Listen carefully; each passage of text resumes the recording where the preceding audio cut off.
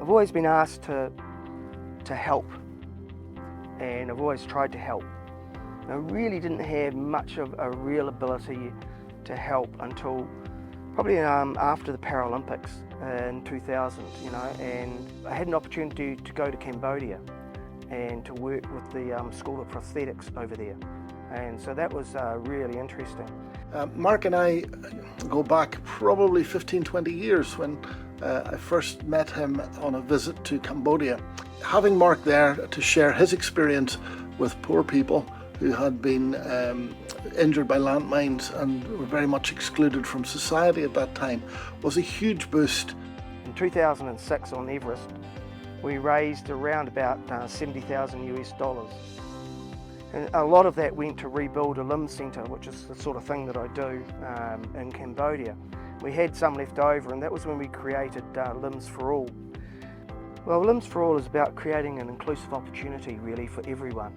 We've been able to partner with Exceed in Cambodia, which is the old Cambodia Trust, with the Spinal Injury Rehabilitation Centre in Nepal, and Limb Care in Nepal. In a place like Cambodia or Nepal, people are truly disabled because there's no access to resources.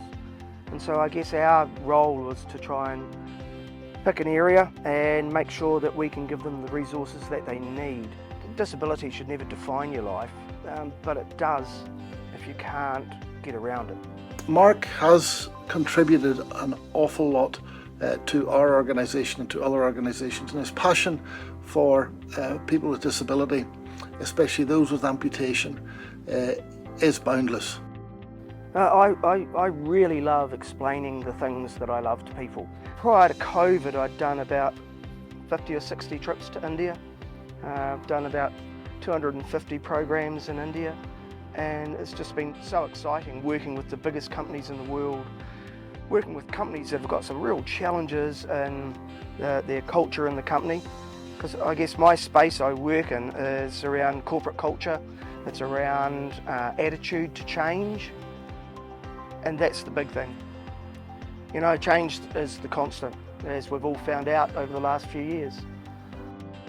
Mark has and continues to influence a great many people with his selfless acts, his passion and commitment to others that in my view is unsurpassed by any other. I think I'm only part way through actually changing how people think around disability, and how people think about inclusiveness, and that's the real challenge coming up.